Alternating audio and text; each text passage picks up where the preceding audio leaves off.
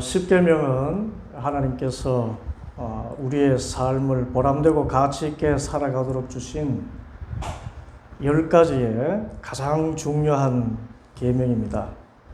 이 십계명대로만 살아가면 우리의 삶은 참된 평안과 행복을 누리게 됩니다. 오늘 주신 말씀 십계명 제5계명도 마찬가지입니다. 십계명은 1계명부터 4계명은 하나님을 사랑하라는 계명이고 5계명부터 9계명까지는 이웃을 사랑하라는 계명이지요. 마지막 10계명은 결론입니다. 그 가운데 이웃을 사랑하는 첫 번째 계명이 제5계명입니다. 이 제5계명이 무엇인가요? 12절입니다. 함께 읽겠습니다. 너희 부모를 공경하여라. 그래야 너희는 주 너희 하나님이 너희에게 준 땅에서 오래도록 살 것이다. 우리가 이 세상에서도 많이 듣는 교훈의 말씀입니다. 너희 부모를 공경하여라. 다른 말로 부모님께 효도해라. 그런 말씀입니다.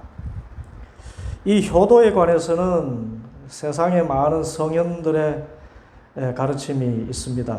대표적으로 효경을 쓴 공자는 말하기를 효는 덕의 근본이요 모든 가르침이 그것으로 말미암아 생겨난다 했고, 논어에서도 효는 인을 이루는 근본이다 했습니다. 이 가르침과 같이 유교 전통의 뿌리가 깊은 우리나라에서는 효는 하늘이 내린 계율이라는 의미에서 천륜으로 여기고 있습니다. 그래서 효도는 자식이라면 마땅히 행해야 할 인간의 근본적인 덕목이라는데 이 일을 제기하는 사람은 아무도 없을 것입니다. 그러면 왜 하나님께서는 10계명을 통해서 부모를 공경하라 하셨고 이 세상에서도 그렇게 효도를 강조하는 것일까요?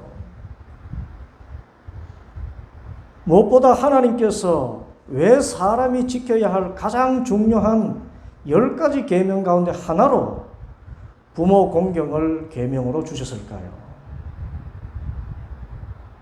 그것은 10계명의 정신 그대로 부모를 공경하면 우리가 참으로 행복한 삶을 살게 되기 때문입니다. 오늘 약속의 말씀이 그것입니다. 12절 다시 읽습니다. 너희 부모를 공경하여라. 그래야 너희는 주 너희 하나님이 너희에게 준 땅에서 오래도록 살 것이다. 왜 부모를 공경해야 하는가? 그래야 우리가 이 땅에서 오래도록 사는 복을 누리기 때문입니다. 그렇게 말씀했습니다. 물론 이 땅에서 오래 사는 것이 무슨 복이냐? 나이 들면 빨리 죽는 게 복이다고 말하는 분들도 있겠습니다만은 고대 사회에서나 지금도 여전히 건강하게 오래 사는 것은 사람의 행복이 아닐 수 없습니다. 그래서 팔순잔치를 하고 구순잔치를 하는 것이지요. 그런데 십계명에서 부모 공경하면 오래도록 산다는 말씀은 단순히 장수의 복을 누린다는 의미를 넘어서 있습니다. 어떤 의미일까요? 그것은 첫째로 하는 모든 일이 잘 된다는 의미가 있습니다. 부모를 공경하면. 이것은 세상의 지혜자들도 전하는 교훈입니다. 곧 부모를 공경하면 가정이 화목하고 가정이 화목하면 모든 일을 잘 이룰 수 있다는 가르침입니다. 가화만사성이라고 하지요. 집안이 화목하면 세상 만사가 잘 풀려나간다는 것입니다.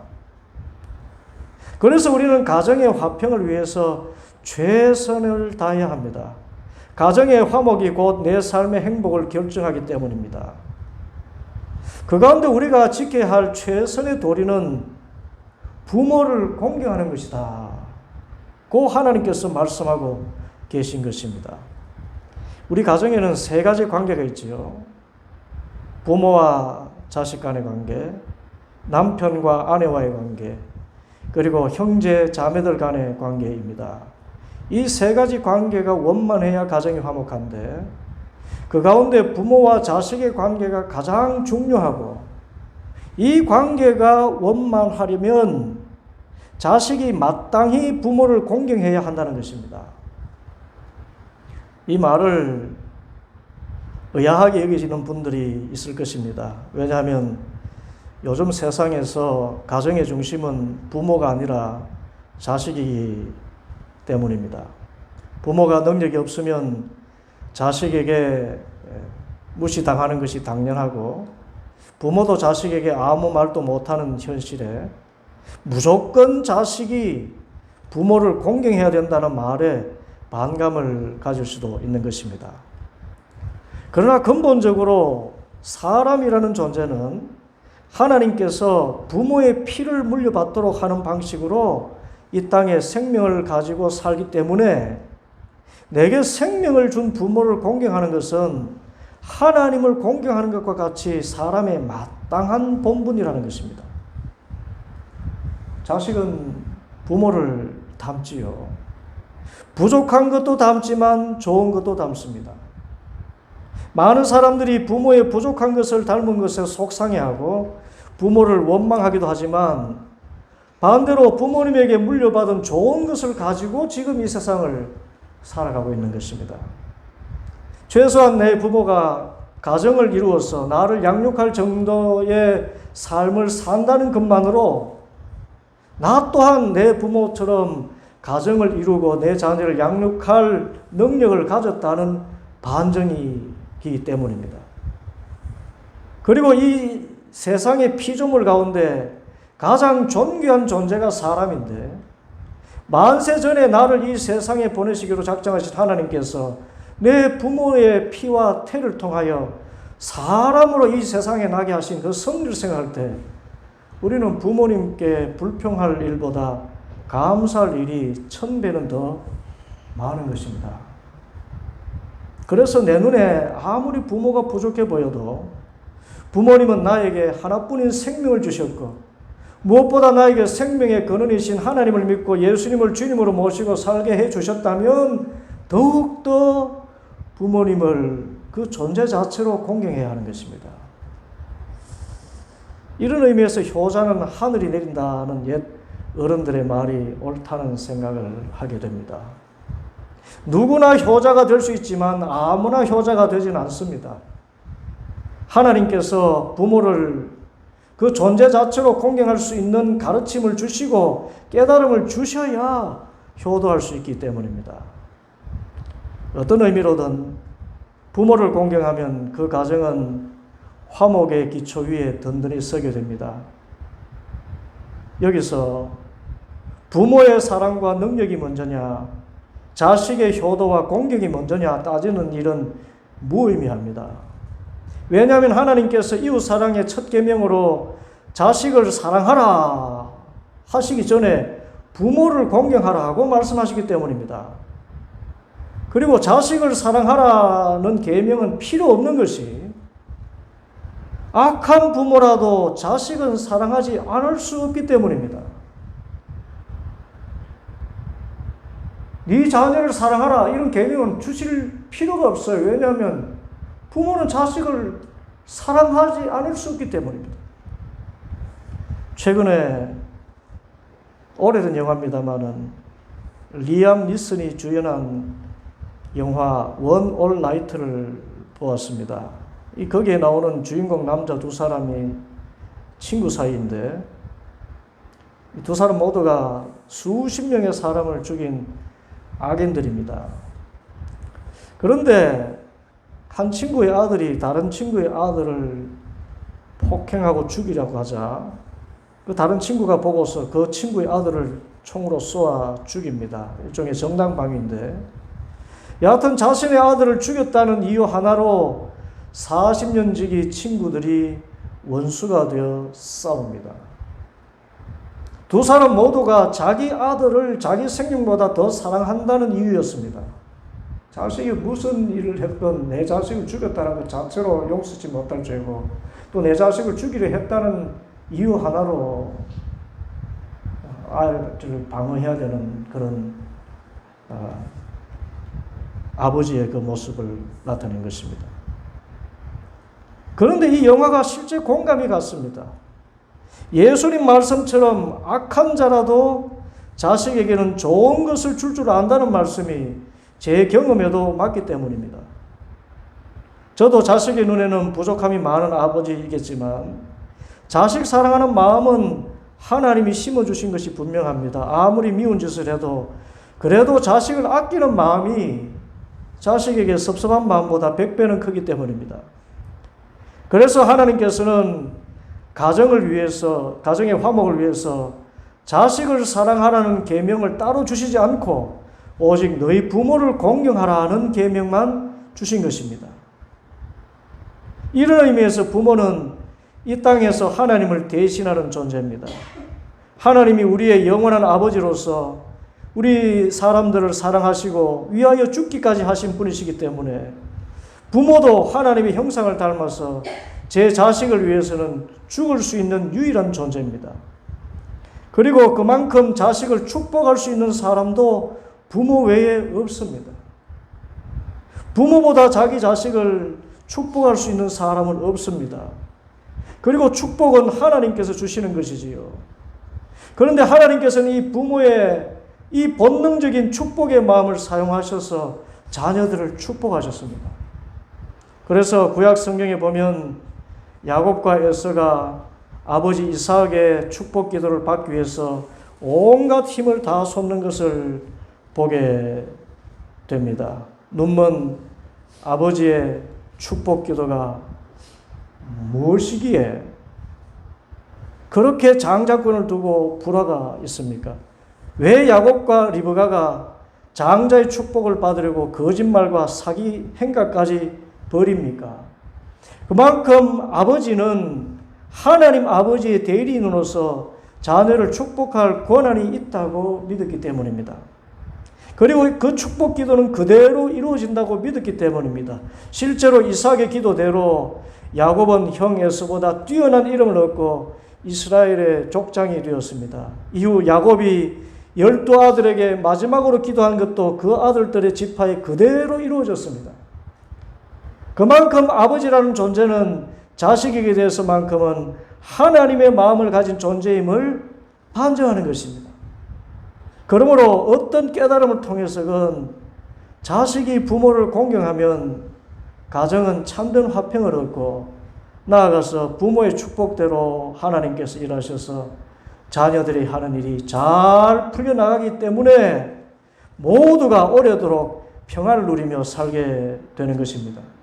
물론 그 근본적인 동기가 부모는 하나님을 대신해서 나에게 생명을 주시고 나를 축복하는 하나님의 마음을 가지신 분이시고 나를 위해서 어떤 희생도 마다하지 않고 섬기는 분이라는 깨달음이 있다면 이 세상에 생명 가지고 살고 있는 모든 사람을 동일하게 소중히 여기고 그 부모들을 공경할 수 있게 되기 때문에 이 사회는 정말 살만한 세상이 되어가는 것입니다.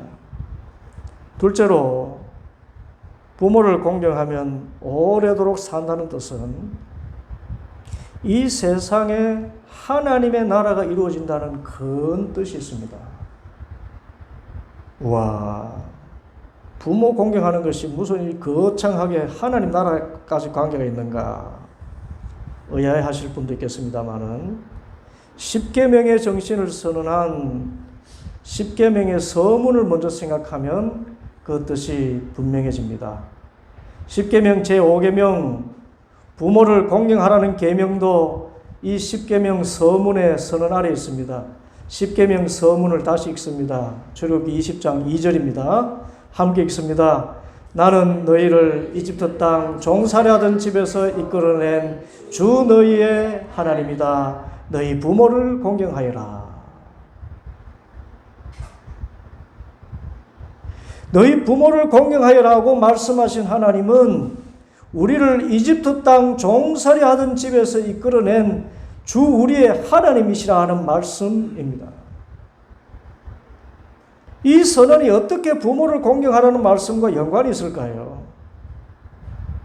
그것은 부모를 공경할 가장 실제적인 이유이기도 합니다. 여러분, 지금은 우리가 교육을 받는다고 하면 유아 때부터 돌봄학교, 유치원, 초중, 고등학교, 대학교 이렇게까지 모두 학교에서 받는다고 생각하지만 실제 교육은 가정에서 이루어져 왔고 가정에서 이루어지는 것입니다. 특히 신앙교육은 가정에서 부모를 통해서 전수되었습니다. 그래서 이집트 종살이 430년 동안에도 이스라엘 백성들은 주 하나님 신앙을 계승할 수 있었던 것입니다.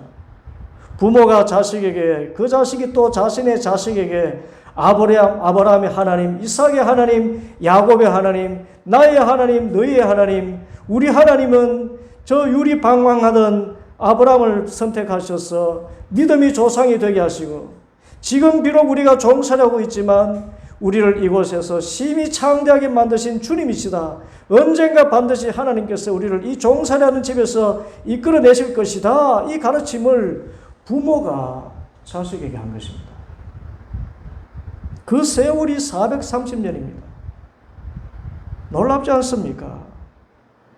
지금도 이스라엘의 가정교육은 신앙교육입니다. 안식일에 온 가족이 그날은 오직 하나님만 이야기합니다. 철저합니다. 소위 쉐마 교육이지요. 신명기 6장 4절 말씀입니다. 이스라엘은 들으십시오. 주님은 우리의 하나님이시요 주님은 오직 한 분뿐이십니다. 당신들은 마음을 다하고 뜻을 다하고 힘을 다하여 주 당신들의 하나님을 사랑하십시오. 내가 오늘 당신들에게 명하는 이 말씀을 마음에 새기고 자녀에게 부지런히 가르치며 집에 앉아 있을 때나 길을 갈 때나 누워 있을 때나 일어나 있을 때나 언제든지 가르치십시오. 또 당신들은 그것을 손에 메어 표로 삼고 이 이마에 붙여 기호로 삼으십시오. 집 문술주와 대문에도 써서 붙이십시오. 이 말씀 그대로 앉으나 서나 집에 있을 때나 길에 행할 때나 너는 하나님 사랑해야 된다. 하나님 사랑해야 된다. 부모가 자식에게 부지런히 가르친 것입니다. 그 가르침의 구체적인 내용이 무엇이었겠습니까? 이런 내용일 것입니다. 아들과 딸들아 들으라. 주님은 우리의 하나님이시요 주님은 오직 한 분뿐이시다. 우리 민족을 이집트 종살이하던 집에서 인도하여 이르신 능력의 주님은 오직 한 분 하나님뿐이시다. 우리를 홍해를 마른 땅같이 건너게 하시고 대적을 깊은 바다에 빠뜨리신 권능의 주님은 오직 한 분 하나님뿐이시다. 광야 생활 가운데서도 앞자는 사람도 없고 먹고 마실 걱정 없이 일용할 양식을 공급하신 사랑의 주님은 오직 한 분 하나님뿐이시다. 너희는 이 하나님을 사랑하고 이 하나님만 섬겨야 한다. 그리고 하나님의 계명을 따라서 이 땅에서 종살이하는 모든 사람들에게 참된 자유와 평화, 평등의 새 세상을 보여주는 삶을 살아야 된다. 이것이 하나님께서 우리를 이집트 종살이하던 집에서 인도하여 낸 뜻이다. 부모의 이 가르침이 있었기 때문에 신앙이 개선되었고 마침내 이스라엘 백성은 지금 해방의 기쁨을 가지고 압제하는 자도 없고 억압하는 자도 없는 평등 새 세상을 누리며 살아갈 수 있었던 것입니다. 부지런히 앉아나 서나 집을 나설 때나 집에 들어올 때 하나님 말씀을 부모가 가르친 것입니다. 이 귀한 가르침, 하나님이 어떤 분이신지 전하는 가르침, 하나님이 어떤 일을 하셨는지 전하는 가르침, 하나님이 원하시는 세상은 어떤 세상인지, 그래서 우리 하나님의 백성들이 어떻게 살아야 이 땅에서 하나님이 원하시는 세상이 이루어지는지에 대해서 가르치는데 그 가르침을 준 분이 다름 아닌 부모님이라는 것입니다. 하나님의 말씀을 가르치는 분, 하나님의 뜻을 전하는 분, 하나님의 나라를 가르치는 분, 하나님의 나라를 보여주는 분, 그 참된 스승이 부모님이기에 부모님을 공경하라고 하신 것입니다. 다른 말로 부모님의 그 가르침대로 살아라. 그 가르침은 하나님의 말씀이고 하나님의 뜻이고 하나님의 나라이다. 그 가르침대로 살면 너희가 이 땅에서 오래 살면서 하나님의 나라를 누리며 살게 된다. 이것이 제5계명 너희의 부모를 공경하여라 하신 참된 이유와 그 열매인 것입니다. 그래서 십계명의 다른 본문인 신명기 5장에서는 그 뜻을 이렇게 전합니다. 신명기 5장 16절입니다. 너희 부모를 공경하여라. 주 너희 하나님이 명하신 것이다. 그래야 너희는 주 너희의 하나님이 너희에게 준 땅에서 오래 살면서 복을 누린다. 너희 부모의 가르침을 소리 여기지 말고 그 말씀을 전하는 부모님을 하나님의 말씀을 전하는 분으로 알고 공경해라. 그리고 그 가르침대로 살아라. 그래야 하나님이 너에게 준 이 땅에서 오래오래 살면서 복을 누리게 될 것이다. 그래서 셋째로 부모를 공경하면 오래도록 산다는 것은 하나님만을 섬기며 하나님의 나라를 이 땅에 이루는 삶을 살겠다는 다짐을 뜻합니다. 여러분, 하나님 나라보다 영원한 나라가 어디 있습니까? 하나님 나라보다 장구한 나라가 어디 있습니까? 영원한 하나님의 나라입니다. 하나님만 섬기며 하나님의 가르침대로만 살면 거기에는 빈부 차별도 없고 남녀 차별도 없고 신분 차별도 없습니다. 밤이 없습니다. 하나님의 말씀의 빛 아래서 어둠이 머물 자리가 없습니다. 바로 이 땅에 이 영원한 하나님의 나라가 이루어지는 것입니다. 그런데 여기에 역설적으로 공경받을 부모의 모습이 나타납니다. 자식은 무조건 부모를 공경해야 합니다. 그런데 그 무조건에도 조건이 있습니다. 실제로 부모 공경은 이 조건이 되어야 공경할 수 있습니다. 부모 공경에 대한 에베소서의 가르침입니다. 에베소서 6장 1절 말씀. 자녀되니 여러분 주 안에서 여러분의 부모에게 순종하십시오. 이것이 옳은 일입니다.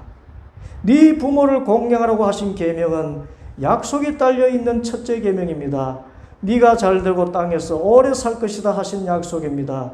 또 아버지 된 이 여러분의 자녀를 노엽게 하지 말고 주님의 훈련과 훈계로 가르칩시오. 무슨 조건입니까? 부모는 자녀를 노엽게 하지 않고 오직 주님의 훈련과 훈계로 기르는 조건입니다. 자녀를 노엽게 하면 공경받을 수가 없습니다. 주님의 훈련과 훈계로 기르지 않으면 공경받을 수가 없어요. 여러분, 자녀를 노엽게 하는 것은 무엇입니까? 사람 아버지의 욕심입니다. 자녀를 세상 가치관대로 기르는 것이고 아버지의 욕망을 이루는 대리인으로 기르는 것입니다. 그렇게 기르면 자녀들은 아버지에게 분노심을 갖게 된다는 것입니다. 공경심은 고사하고 분노심을 갖는다. 반대로 아버지가 주님의 훈련이 무엇일까요? 주님의 훈련은 보여주는 교육입니다. 12 제자에게 하나님의 나라를 그 인격과 삶으로 보여주셨습니다. 아버지가 하나님의 말씀대로 사는 모습을 보여주고 그 인격과 삶으로 하나님 말씀에 합당한 모습을 보여주어야 자녀들이 그 훈계를 받고 부모를 공경할 수 있게 된다는 것입니다. 또한 주님의 훈계는 무엇입니까? 주님의 가르침 전부입니다. 아버지 하나님의 말씀, 하나님 아들 예수님의 말씀, 주의 종들이 계시로 받은 하나님의 말씀 모두가 주님의 훈계입니다. 이 훈계로 기를 때 자녀들은 부모를 공경해야 하고 또 공경할 수 있는 것입니다. 세상 가치관 가르치면서 또 주님의 말씀대로 사는 인격과 삶은 전혀 나타내지 않는다면 결코 공경받을 수가 없습니다.